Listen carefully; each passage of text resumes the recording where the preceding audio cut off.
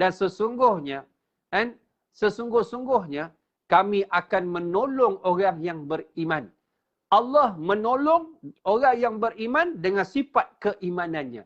Dan kerana Allah sangat kasih pada orang yang beriman.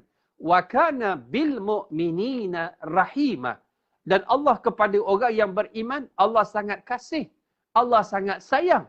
Sebab itu orang yang duduk dalam lingkungan iman, orang yang duduk dalam kepungan iman, orang-orang ini duduk di dalam pengawasan, penjagaan, kesejahteraan Allah Subhanahu wa taala.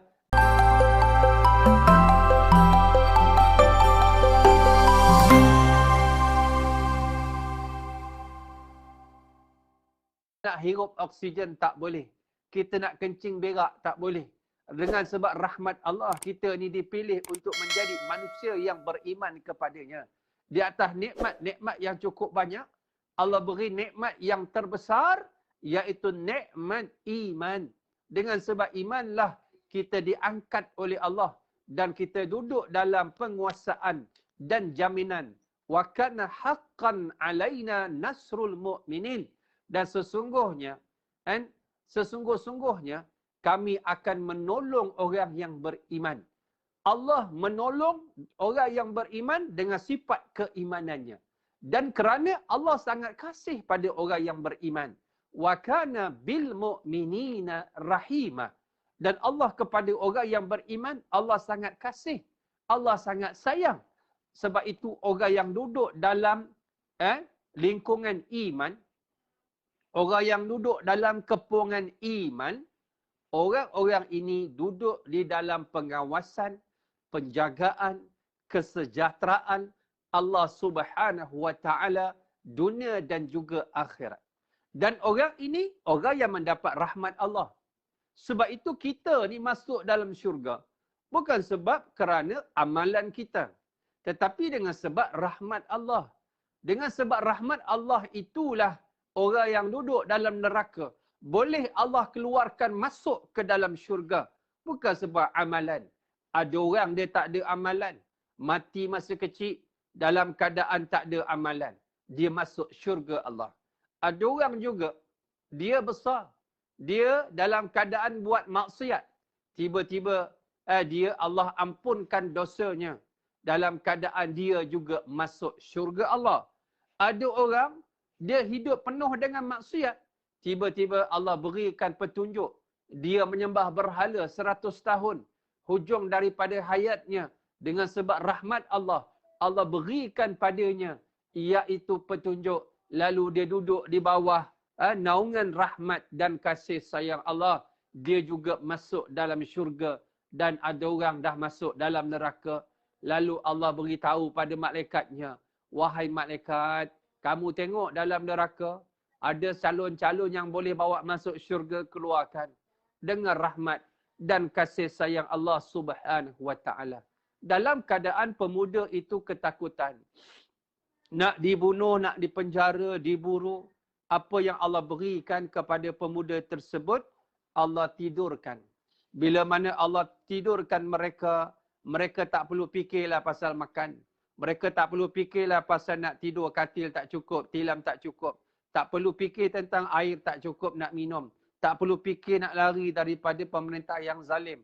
Tak perlu fikir tentang diri mereka. Selama 300 tahun lebih, Allah tidurkan mereka itu dalam keadaan subhanallah. Ia merupakan rahmat Allah Subhanahu wa taala. Dan kita ni, masa yang cukup mustajab banyak doa-doanya. Tiba-tiba Nabi mengajar pada kita dalam menyebut dalam la ilaha illallah wahdahu la syarikalah lahul mulku wa lahul hamdu wa huwa ala kulli syai'in qadir. Kita pancangkan, pasakkan sebanyak mungkin zikir dan doa yang diajar oleh Nabi. Kita tambahkan keyakinan kita kepada Allah dengan merendahkan diri kita. Kita pohon agar Allah merahmati kehidupan kita di dunia dan juga di akhirat. Walaupun kita tidak duduk di padang Arafah sekarang, tetapi kita duduk dalam suasana padang Arafah dekat rumah kita, pada masa yang cukup mustajab, pada waktu yang cukup mustajab, Allah mengajar kita pertama tadarruan, iaitu kita merendah diri serendah-rendahnya dalam keadaan kita membesarkan Allah Subhanahu wa taala. Yang kedua, wa khufyatan. Wa khufyatan. Innahu la yuhibbul mu'tadin. Yang kedua, dalam keadaan yang perlahan. Khafiyah ni perlahan, tersembunyi. Kenapa? Sebab doa yang baik dia datang daripada hati yang dalam. Hati yang dalam, walaupun tak keluar suara, tetapi doanya cukup dekat dengan Allah Subhanahu wa taala. Ada orang dia duduk depan Kaabah, dia tak tahu nak buat apa. Ada orang duduk depan Kaabah, banyak aktiviti-aktivitinya. Ada orang duduk kat depan Kaabah, dia termenung, dia main handphone dia. Dia termenung, dia selfie. Orang-orang macam ini duduk di tempat berkat, duduk di masa yang berkat, sekalipun dia tidak memberi manfaat kepadanya. Kerana orang-orang macam ini jiwanya kosong. Sebab itu kadang-kadang kita susun doa yang cukup menarik dengan bahasa-bahasa yang bombastik. Bila orang dengar, orang rasa orang teruja dengan doa kita. Tetapi hakikatnya di sisi Allah kosong. Doa yang tidak dipandang oleh Allah Subhanahu wa taala. Doa yang datang daripada hati hamba itu tadi. Tadi yang kita sebut sifat tadarruan hamba itu tadi. Yang kedua, dengan nilai hati yang dalam. Saya perhatikan bagaimana orang yang pergi Mekah, subhanallah. Saya tengok di sebelah saya dekat depan Kaabah. Ada orang Indonesia. Saya tengok pakaian dia, dia pakai tag dia, nampak dia Indonesia. Seorang pakcik tua. Tapi saya tengok pakcik ini luar biasa. Dan bila saya tengok, saya perhatikan dia berdiri, dia solat. Habis solat, Assalamualaikum warahmatullahi wabarakatuh. Assalamualaikum warahmatullahi wabarakatuh. Saya tengok dia buka beg dia, dia keluarkan Quran, dia baca. Kemudian Quran tu dia tutup, dia keluarkan tasbih dia, dia zikir. Kejap lagi dia berdoa. Kejap lagi dia solat. Kejap lagi zikir. Kejap lagi baca Quran. Bila dia berdoa, saya mendengar doanya. Saya mendengar bacaannya. Doanya dia menyebut dengan perkataan. Cuba sahabat-sahabat kongsikan pada hari ini. Dia menyebut, wahai Allah, aku datang dari jauh ya Allah. Aku habiskan segala hartaku kerana-Mu. Aku jual ternakanku ya Allah. Aku jual ya Allah tanahku ya Allah. Aku datang ya Allah sebagai hamba padamu. Pandanglah aku ya Allah. Pandanglah aku. Tengoklah aku ya Allah. Tengoklah aku. Aku nak pandangan Engkau ya Allah. Aku menyerahkan diriku padamu ya Allah. Aku berdoa daripada lubuk hatiku yang dalam ya Allah. Aku datang ya Allah kerana Engkau yang panggil ya Allah. Aku hamba padamu ya Allah. Doa yang cukup hebat ini datang daripada hati yang dalam. Bila saya tengok kita duduk di sebelah dia, kita merasakan begitu dahsyatnya doanya. Menangis kita. Bila mengenangkan dalam keadaan doanya luar biasa. Permintaannya luar biasa. Dia datang kepada Tuhan dengan hati yang begitu jernih. Dalam keadaan menyerahkan dirinya. Penuh pasrah kepada Allah Subhanahu wa taala. Tuhan pemilik Kaabah. Bila salam dengan dia, saya rasa tangan dia sangatlah kasar. Tangan dia sangatlah kasar. Menunjukkan kerjanya susah. Orangnya seorang petani. Kerjanya sukar. Mengumpul duit siang dan malam. Sedikit demi sedikit. Untuk menjadi duyufur rahman. Menjadi tetamu Allah Subhanahu wa taala. Membawa hatinya yang dalam. Mengadu kepada Tuhan pemilik Kaabah. Dia menyerahkan segala-galanya. Pada masa yang cukup mustajab. Pada tempat yang cukup mustajab. Dalam keadaan doa dia, ada dua unsur yang kuat. Yang pertama, dia minta apa? Dalam keadaan tadarruan, merendah diri dia kepada Allah Subhanahu wa taala. Yang kedua, dalam keadaan hati yang cukup dalam. Dia bawa dirinya kepada Allah Subhanahu wa taala. Berapa ramai orang yang pergi menunaikan haji dalam keadaan yang sombong. Ada ramai orang pergi umrah dengan keadaan yang sombong. Orang yang pergi masjid berdoa dalam keadaan yang sombong. Dalam permintaan kita ada perkara-perkara yang bertentangan dengan syarat-syarat Allah Subhanahu Wa Taala. Saya bawa orang pergi umrah. Ada orang itu sejak menjejakkan kaki ke bumi Mekah sampai balik dia menangis saja. Dia menyebut, "Ustaz, siapalah saya Ustaz? Nak pijak bumi yang begitu bertuah ini yang mulia. Kalaulah dahulu tempat ini pernah dipijak oleh Nabi SAW, pernah dipijak oleh sahabat-sahabat Nabi radhiyallahu anhum wa radu'an. Saya ni siapa ya Ustaz? Dengan dosa saya yang banyak. Orang ni dia tak pergi shopping. Orang ni dia tak buat apa-apa melainkan duduk beribadah dalam Masjidil Haram. Hidupnya sudah hilang kegembiraan. Hidupnya penuh kesedihan.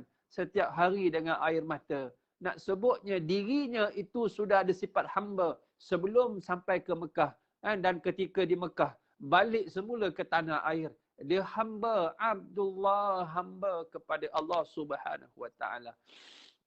Dalam keadaan Allah mengajar kita sahabat-sahabat. Kita yang duduk 9 Zulhijjah ini. Wa idza sa'alaka 'ibadi 'anni fa inni qaribun. Ujibu da'wata da'i idza da'an. Falyastajibu li wal yu'minu bi la'allahum yarshudun. Surah Al-Baqarah ayat 186. Allah mengajar kita sahabat dalam ayat ini ada beberapa perkara yang terkadang menyebabkan doa kita tidak diterima oleh Allah. Walaupun kita duduk dalam keadaan yang cukup lengkap untuk Allah menerima doa kita. Antaranya Allah mengajar pada kita, dia ajar pada kita. Iaitu yang pertama Allah beritahu fa inni qaribun. Allah tu sangat dekat. Allah tu sangat hampir. Allah tu sangat hampir dengan kita. Ada orang duduk di depan Kaabah. Allah jauh dari hatinya. Ada orang berdoa di padang Arafah. Allah jauh daripada hatinya. Ada orang duduk di Malaysia hari ini. Bila tiba 9 Zulhijjah, dia angkat tangan. Dia minta pada Allah Subhanahu Wa Taala. Ya Allah, berkati hidup aku ya Allah. Rahmati hidup aku ya Allah. Selamatkan aku daripada azab api neraka ya Allah. Dia minta dibebaskan daripada neraka Allah. Dia minta dirinya dirahmati oleh Allah. Sebab kita ni nak masuk dalam syurga. Kena Allah redha kita. Itu yang banyak kita minta. Allahumma inna nas'aluka redhaka wal jannah. Wahai Allah, aku pohon padamu yang pertama keredaanmu, redhaka. Kedua, wal jannah, syurga. Minta redha Allah baru dapat syurga. Dan untuk mendapat redha Allah, kita kena raih rahmat Allah. Maknanya Allah beri perhatian dalam kehidupan kita. Daripada ramainya manusia atas muka bumi sekarang ini, Allah memandang kita sebagai orang yang perlu diberikan perhatian. Maknanya kita duduk di bawah pemerhatian Allah Subhanahu Wa Taala. Kemudian yang keduanya, Allah beri syarat. Iaitu ujibu da'wata da'i idza da'an. Aku ni nak jawab. Aku nak beri. Aku nak beri pada sesiapa yang meminta. Pertama, Allah tu dekat. Dalam ayat yang lain Allah sebut wa nahnu aqrabu ilaihi min hablil warid. Allah sangat hampir kepada kita. Lebih hampir kita dengan urat mereh. Ini urat mereh. Tempat masuknya oksigen, makanan, air, ataupun kita panggil ni ialah apa dia? Ni urat mereh ni. Yang ni kalau sembelih wajib putus. Kita dengan urat mereh ni sangat dekat. Tetapi Allah beri gambaran wa nahnu aqrabu ilaihi min hablil warid. Aku lebih dekat dia dengan apa? Dengan dia lebih dekat daripada dia dengan urat mereh dia. Allahu akbar. Itu kiasan daripada Allah Subhanahu Wa Taala. Dan yang kedua, Allah itu dia akan menjawab permintaan-permintaan kita dengan syarat.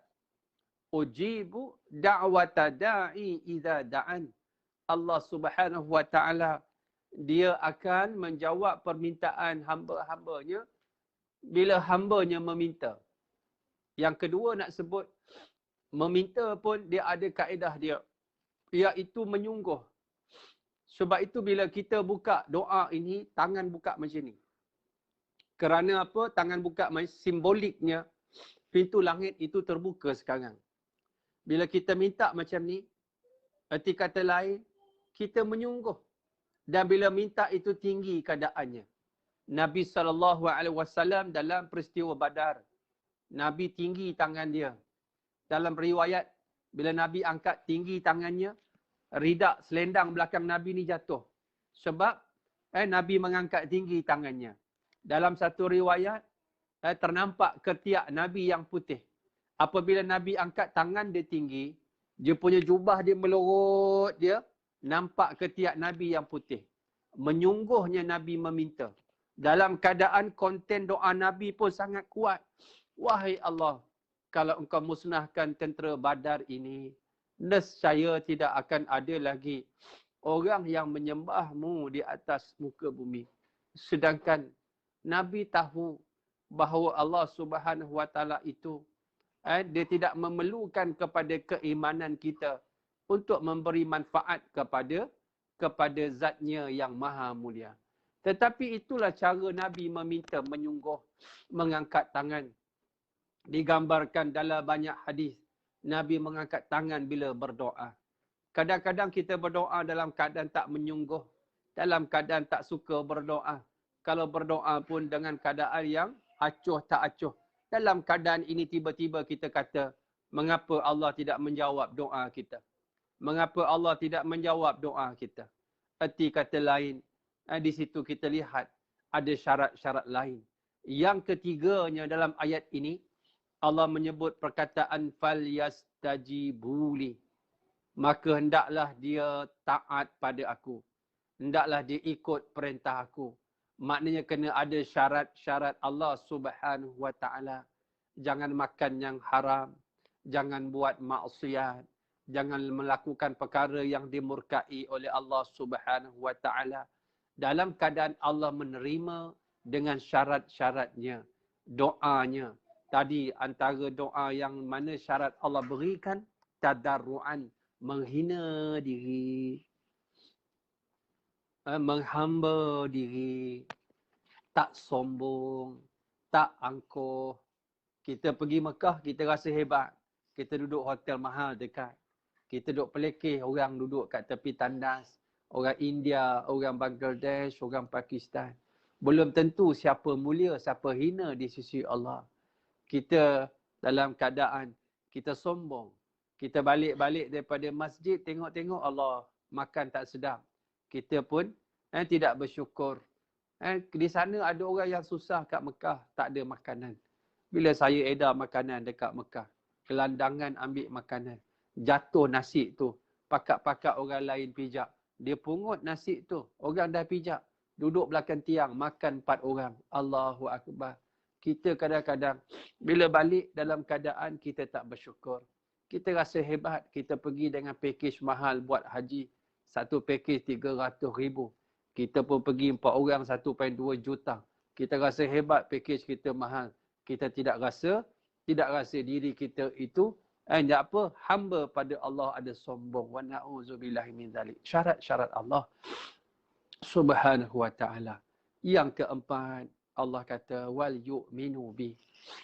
Doa itu dia bersama dengan mulazamah, dengan iman. Sebab tu orang yang beriman itu sifatnya dia sentiasa berada dalam kerangka sami'na wa ata'na. Kami dengar dan kami taat. Sifat orang yang beriman. Innama yu'minu bi ayatina alladhina idza dzukiru bi ayati rabbihim kharru sujada. Dan orang-orang yang beriman itu apabila dibacakan akan ayat-ayat Allah, dengan ayat-ayat Allah, sifat dia kharru sujadan. Dia menyungkur sujud. bukan disungkurkan, bukan tersungkur tak sengaja. Tetapi menyungkur sujud. Itu sifat orang yang beriman. Bila mana diperintah oleh Allah, dia terus menyungkur sujud di hadapan Allah Subhanahu wa taala. Apa yang dia minta? Antara yang dia minta iaitu la'allahum yarshudun. Dia minta berada di atas petunjuk Allah Subhanahu wa taala. Sahabat yang saya kasih sekalian, dalam keadaan Allah beri kita peluang pada hari ini, memang ada yang tanya bila nak berdoa. Secara umumnya Nabi sebut khairu du'ai du'a'u yaumi Arafah. Sebaik-baik doa ialah doa pada hari Arafah. Walaupun di sana ada perbezaan pendapat. Kan maknanya waktu mana bila nak doa.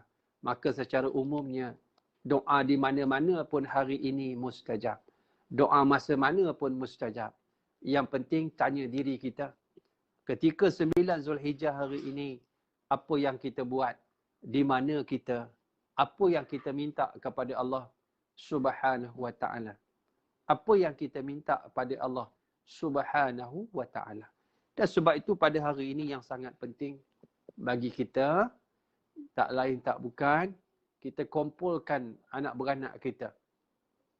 Zuhur nanti solat berjemaah, asar nanti solat berjemaah, maghrib nanti solat berjemaah, minta kan pada Allah Subhanahu wa ta'ala agar Allah ampunkan dosa-dosa kita, agar Allah rahmati kita, agar Allah menyatukan hidup cucu zuriat keturunan kita itu sebagai anak-anak yang soleh dan solehah, beriman dan bertakwa. Dan jangan lupa sahabat-sahabat, dalam erti kata lain, pakat-pakat minta supaya Allah rahmati kita. Dalam masuk rahmat itu tadi, agar Allah angkat COVID-19 dan coronavirus ini, agar Allah permudahkan kerja buat kita. Tak lain tak bukan, satu permintaan kita, kita nak balik semula kepada kehidupan beribadah. Boleh pergi masjid, boleh pergi surau, boleh dengan kuliah, boleh dengan ibadah-ibadah yang lain, hajinya, umrahnya, semua itu perlukan kepada rahmat dan keizinan Allah Subhanahu wa ta'ala. Jadi sahabat yang saya kasih sekalian, terima kasih kerana setia dengan program-program yang disusun oleh geng Ustaz dalam page geng Ustaz Cintakan Ulama. Teruskan insya-Allah. Malam ni kita ada forum bersama, insya-Allah kalau tak ada arah melintang, dengan Ustaz Ahmad Dasuki. Di sana ada forum. Lepas ni ada kuliah Zuhur, ada kuliah Asar, ada kuliah Maghrib dengan Ustaz Nik Bakri berdoa juga sempena dengan Arafah insya-Allah. Semuanya tak lain tak bukan untuk sajian tuan-tuan puan-puan muslimin muslimat. Teruskan bersama kami, teruskan bersama program kami, melihat paparan-paparan yang kami sajikan. Allahumma anfa'na bima 'allamtana wa 'allimna bima yanfa'una. Ya Allah, manfaatlah pada kami dengan apa yang kau ajar pada kami. Ya Allah, ajar pada kami dengan perkara-perkara yang bermanfaat bagi kami. Ampunkan dosa kami yang banyak. Ampunkan dosa kedua orang ibu bapa kami. Ampunkan dosa ya Allah suami kami, isteri kami, anak-anak, adik-beradik, sahabat-sahabat, jiran-jiran kami. Ampunkan dosa ya Allah secara khususnya buat tok-tok guru kami, para alim ulama kami yang tidak jemu-jemu membimbing kami ke jalan petunjuk-Mu ya Allah ya Tuhan kami pada waktu yang cukup baik pada hari ini 9 Zulhijjah ya Allah. Pandanglah kami dengan pandangan rahmat dan kasih sayang-Mu. Janganlah Engkau pandang kami dengan pandangan kemurkaan-Mu. Ya Allah ya Tuhan kami, pandanglah kami, terimalah amalan kami, terimalah doa kami ya Allah. Jangan Engkau uji kami ya Allah. Kalau Engkau uji kami, Engkau akan buka kelemahan kami. Engkau akan koyakkan tabir-tabir kelemahan kami. Akhirnya nanti Engkau akan azab kami ya Allah. Ya Allah ya Tuhan kami, siapalah kami meminta-minta, merayu-rayu padamu ya Allah. Melainkan hamba yang banyak melakukan dosa dan kesalahan. Ya Allah ya Tuhan kami, Engkau memerintahkan kami meminta. Engkau menjamin, Engkau menjanjikan permintaan kami ini dimakbulkan. Lalu kami mohon padamu ya Allah, terimalah doa kami dalam keadaan kelemahan yang ada pada diri kami. Di kalangan kami ini, Ya Allah, ada yang meninggal dunia sebab COVID-19 dan juga sebab-sebab yang lain. Engkau rahmatilah rohnya, Ya Allah. Di kalangan kami, Ya Allah, ada yang sakit dan masih menderita kesakitan. Engkau ganjarkan, Ya Allah, dengan ganjaran pahala di atas penyakit yang dihadapinya. Di kalangan kami, Ya Allah, ada yang susah, Ya Allah.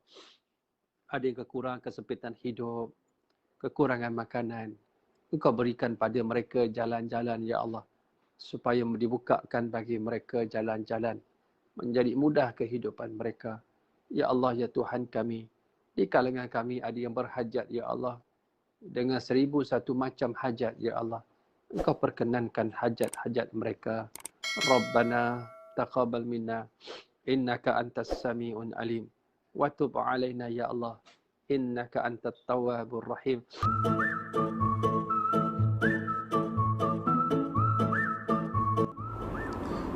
Bismillahirrahmanirrahim. Terima kasih kepada seluruh penyumbang yang menaja minuman Tanwir Koko ini kepada madrasah kami. Mudah-mudahan tuan-tuan dan puan-puan dirahmati oleh Allah SWT. Dan jangan lupa untuk membeli minuman ini dan sama-sama kita sebarkan kebaikannya.